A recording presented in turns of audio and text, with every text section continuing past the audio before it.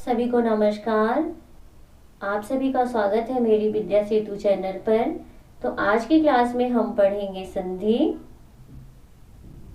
संधि शब्द की उत्पत्ति कैसे हुई है, इसका क्या अर्थ है और ये कितने प्रकार के होते हैं, तो आज की क्लास में हम यही जानेंगे।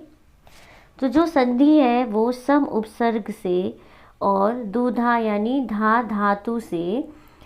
धातु से उपसर्गे धू की ये सूत्र से की प्रत्यय करने पर, कौन सा प्रत्यय करने पर, क्री प्रत्यय करने पर संधि शब्द निष्पन्न होता है। तो किस किस चीज़ों से होती है? सम उपसर्ग से, धातु से और की प्रत्यय करने पर संधि शब्द निष्पन्न होता है। तो ये सूत्र है उपसर्गे धू की यानी सम उपसर्ग धातु और धातु और की प्रत्यय करने पर संधि शब्द निष्पन्न होता है।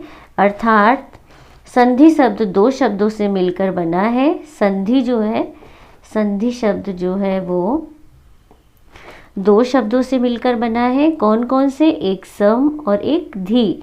तो संधि शब्द का अर्थ होता है मेल या जोड़। जब दो निकटवर्ती वर्णों या पदों के परस्पर मेल से जो विकार, ये विकार का मतलब होता है परिवर्तन, होता है वह संधि कहलाता है। जैसे हिम धन आलय, तो यहाँ पे देखिए हिम है और यहाँ पर आलय, तो इसमें निकटवर्ती वर्णों के पदों के परस्पर मेल से, तो जो ये पद हैं, ये हिम और एक हिमालय, ये दोनों क्या है? पद हैं।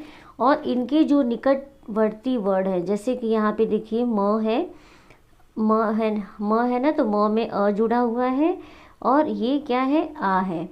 तो अ और आ मिलके क्या बनता है? तो यहाँ पे क्या हुआ? विकार उत्पन्न हो गया। यहाँ पे अ और यहाँ पे आ मिलकर क्या बना? आ। तो ये क्या हुआ? परिवर्तन हो गया ना, विकार उत्पन्न हो गया। तो जब विकार उत्पन्न हो गया है तो उसे ही हम क्या कहते हैं? संधि कहते हैं। तो जैसे हिम धनालय का क्या हो जाएगा? हिमालय। देवधन इंद्र, देवेंद्र।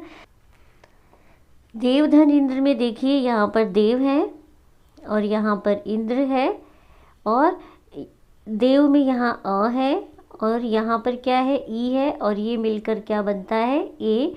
तो ये क्या हो गया? विकार उत्पन्न हो गया ना, यानी परिवर्तन हो गया। जब दो निकटवर्ती वर्ण आपस में मिलते हैं और उससे जो विकार उत्पन्न होता है, तो देखिए एक ये शब्द है और एक ये शब्द है, और दोनों का निकटवर्ती वर्ण क्या है? अ, और इसमें क्या है? ई।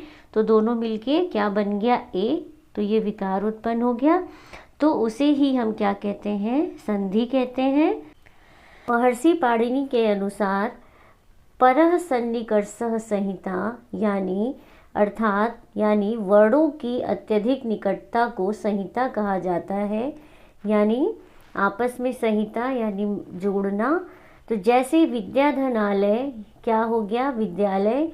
यहाँ पर देखिए आ तथा आ की अत्यंत निकटता के कारण दो दीर्घ वर्णों के स्थान पर एक आ वर्ण रूप दीर्घ एका आदेश हो गया, यानी इसकी संधि करेंगे तो एक और आदेश हो गया। इसी प्रकार की वर्गों की निकटता को, ये वर्ग नहीं है, वर्णों की निकटता को संस्कृत व्याकरण में क्या कहते हैं? संहिता कहते हैं।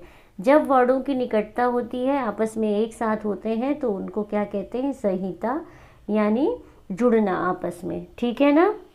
तो संधि क्या है? जब परः सन्निकर्षः संहिता, जब दो वर्ण मिलते हैं तो वो क्या हो जाते हैं? संहिता कहा जाता है उसकी निकटता को। तो जैसे आपने एग्जाम्पल देखा कि आ है और यहाँ पर भी आ है, तो दोनों मिलकर क्या बन गया? आ। दोनों दीर्घ वर्णों के स्थान पर एक आ वर्ण रूप जो है वो दीर्घ एकादश हो गया। संधि के भेद या प्रकार। तो संधि के मुख्यतः तीन भेद होते हैं। पहला होता है स्वर संधि, जिसको हम अच संधि भी कहते हैं। दूसरा है व्यंजन संधि, जिसे हल संधि कहते हैं। और तीसरा है विसर्ग संधि। तो संधि के कितने भेद होते हैं? संधि के तीन भेद होते हैं, हमने देख लिया। तो अब हम स्वर संधि किसे कहते हैं? स्वर संधि को हम अच संधि भी कहते हैं। तो स्वर संधि किसे कहते हैं? जब स्वर के साथ स्वर वर्णों का मेल होता है। तो जैसे यहाँ पे देखिए अ है और यहाँ पर ई है, और ये भी स्वर वर्ण है और ये भी स्वर वर्ण है। तो जब जब स्वर के साथ स्वर वर्णों का मेल होता है तब उस परिवर्तन को स्वर संधि कहते हैं। अर्थात जहाँ दो स्वरों का परस्पर मेल हो उसे स्वर संधि कहते हैं। जैसे एग्जाम्पल देखते हैं, दैत्य धन अरि। तो दैत्य में यहाँ पर देखिए अ है और ये क्या है? अ है, इधर भी अ है। तो जब दोनों आपस में सन्निकट होंगे यानी जोड़ेंगे, इसको हम निकटता लाएंगे, तो ये क्या बन जाएगा? आ। तो ये क्या हो गया? विकार उत्पन्न हो गया यानी परिवर्तन हो गया। तो देखिए यहाँ पर भी स्वर है, यहाँ पर भी स्वर है। तो जब दो स्वर वर्णों का आपस में मेल होता है तो वहाँ पर स्वर संधि होती है। तो ये क्या बन गया? आ। तो देखिए हम इसको यहाँ पे लगा के जोड़ेंगे तो ये बन जाएगा दैत्यारी। तो यहाँ पे देखिए आ की मात्रा लग गई है। जैसे यहाँ पे है गंगा धन उदकम, तो यहाँ पर गंगा में आ है और यहाँ पर क्या है? ऊ है। तो इसके स्थान पर क्या हो जाएगा? ओ बन जाएगा। तो ये विकार उत्पन्न हो गया जब दो वर्णों का आपस में सन्निकट हुए हैं, तो ये मिलके क्या बन गए? ओ। तो देखिए यहाँ पे गंगोदकम हो गया, ग पे ओ की मात्रा लग गई। तो जहाँ पे स्वर वर्णों का मेल स्वर वर्णों से होता है तो वहाँ पे स्वर संधि होती है। जैसे यहाँ देखिए कवि धन इंद्र है, तो यहाँ पर ई है और प्लस यहाँ पर ई है, तो ये मिलके क्या बनेगा? बड़ी ई। तो देखिए जब हम इसकी संधि करेंगे तो ये क्या हो जाएगा? कविंद्र। ठीक है। संधि विच्छेद में दो शब्द होते हैं, एक पहला शब्द और ये दूसरा शब्द। तो जो पहले वाले शब्द का हम लास्ट वाला वर्ड देखते हैं और दूसरे वाले शब्द का हम पहला वर्ड को लेकर आपस में जोड़ देते हैं, तो वहाँ पे क्या हो जाता है? वर्णों में विकार उत्पन्न हो जाता है। जब हम जोड़ते हैं तो नया शब्द बनता है, तो उसे ही हम क्या कहते हैं? संधि कहते हैं। सभी को पता चल गया। यहाँ पे देखिए जल है, यहाँ पे अ है, तो यहाँ पे क्या है? जल में अ है और यहाँ पे क्या है? अ है। तो ये मिलकर क्या बनेगा? अ। तो यहाँ पे देखिए जलौद, लौ में अ की मात्रा, जलौद हो गया। तो इसी तरह से आगे देखते हैं कि स्वर संधि के 8 प्रकार की होती हैं स्वर संधि।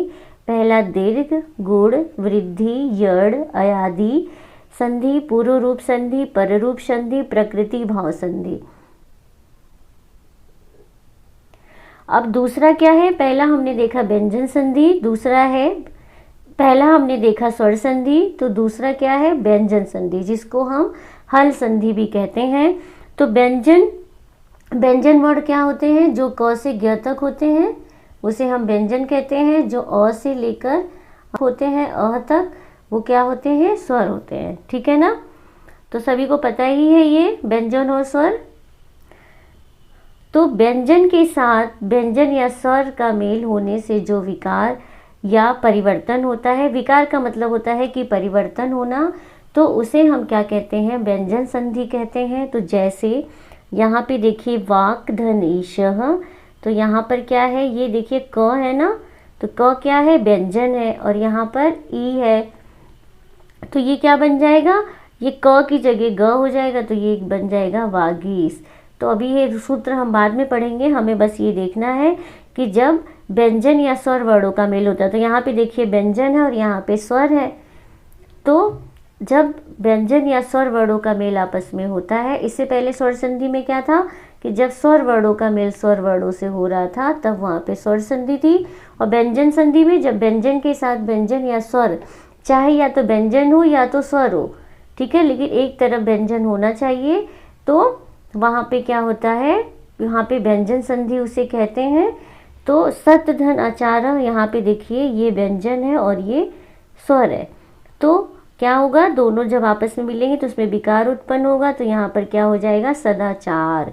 भगवत धन गीता, भगवत गीता, यहाँ देखिए व्यंजन है और यहाँ ई की मात्रा लगी हुई है, तो स्वर है, तो भगवत गीता। यहाँ देखिए ट है और यहाँ भ है, भ पे ऊ की मात्रा है, तो ये देखिए यहाँ पे क्या है? व्यंजन और यहाँ पे स्वर है, तो ये हो जाएगा षड भुजा। व्यंजन संधि के 9 प्रकार होते हैं। एक तो होता है श्रुत्व संधि, श्रुत्व संधि, जसत्व संधि, चतर्व संधि, अनुस्वार संधि, अनुनासिक संधि, परसवर्ण संधि, लत्व संधि और छत्व संधि। तो हमें क्या करना है, हम कुछ इसमें सभी नियम को एक एक करके पढ़ेंगे। अभी मैं आपको सिर्फ ये बता रही हूँ कि व्यंजन संधि के कितने प्रकार होते हैं, स्वर संधि के कितने प्रकार होते हैं, व्यंजन संधि के कितने प्रकार होते हैं, स्वर संधि किसे कहते हैं, व्यंजन संधि किसे कहते हैं और विसर्ग संधि किसे कहते हैं। तो इस वीडियो में हम सिर्फ यही जानेंगे। ये है विसर्ग संधि। विसर्ग का चिन्ह कैसे होता है, ऐसे लगाया जाता है।